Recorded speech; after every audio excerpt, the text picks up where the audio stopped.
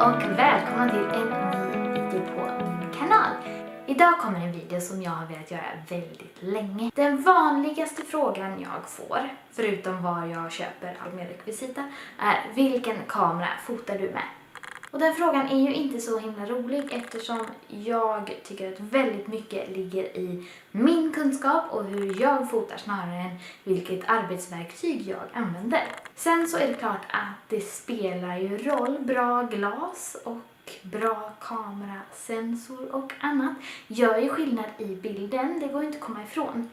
Men jag tror att väldigt många nyare fotografer sitter och tänker att om jag bara hade haft den här kameran, om jag bara hade haft det här objektivet så. Och missförstå mig inte, jag är verkligen inte den som är den. Jag tycker det är jätteroligt med nya kameragrejer. Jag har lagt mycket pengar på kamerautrustning och tycker verkligen det är superkul. Men jag vill ändå visa att man kan komma väldigt långt med inte så bra kameragrejer helt enkelt. Till den här videon så har jag grävt fram min Canon 20D med mitt gamla 50 mm 1,8. Första modellen.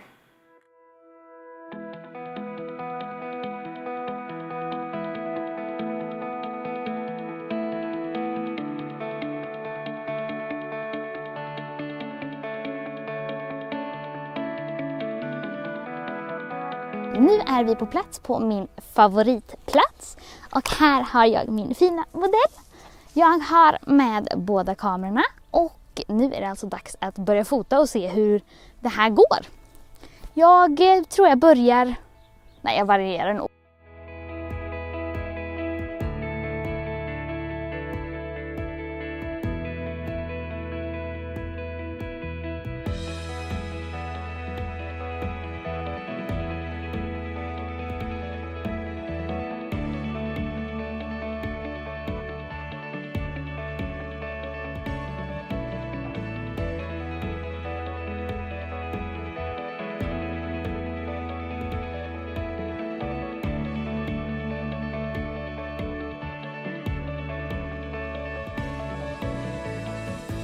Verkligen så himla mycket här och vi är klara med fotograferingen. Så det var väldigt speciellt att fota med den här kameran. Nu är ju detta jättelänge sedan jag använde den eftersom kameran som jag filmar med nu är ju min huvudkamera. Så sätt blir det lite orättvist. Förutom att displayen är ganska liten så är det också att den här kameran har ju faktiskt 8 fokuspunkter och jag är ju van vid kanske att fota med, jag kommer inte ihåg vad den här drar, kanske 36. Förutom fokuspunkterna och displayen så var det en annan sak som jag också hade glömt. Lyssna på det här. Det är verkligen superhögt ljud jämfört med den. Och jag fotar väldigt ofta på tyst läge. Gud vad jag sprider ut mig. Det är ju ett under om jag inte har glömt någonting här nu. Vi är inne i bilen igen och har sagt hejdå till Ninorta. Och alltså det blev så himla fint. Jag ser verkligen fram emot att åka hem och lägga in bilderna från båda kamerorna för jag är jättenyfiken. Gud vad mycket det blev. Jag fick nästan panik där på slutet. Jag vet inte om det syns men det känns som jag har bygg överallt.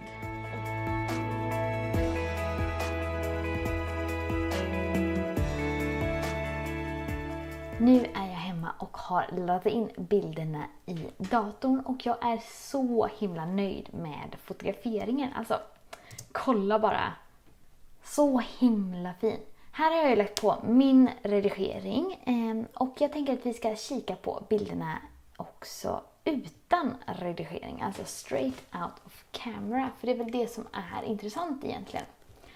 Till att börja med så kan jag säga att tyvärr så ser väldigt många av bilderna från 20D ut så här. Det vill säga supersuddiga. För det var väldigt svårt för mig att fokusera med den i starkt motljus. Men för den delen ska det också sägas att många av bilderna från Mark 4 ser ut så här också. Och det är ju så, det är svårt att fota när det kommer in mycket ljus i kameran. Och man har så öppen bländare som det bara går. För man pressar verkligen kameran till det yttersta. Men jag är väldigt nöjd med jättemånga av bilderna och jag tänker att vi ska öppna några likvärdiga där det är ganska lika poser och ganska likt ljus. Så, här är ju från min Canon 5D Mark 4 och här är ungefär samma bild från min Canon 20D.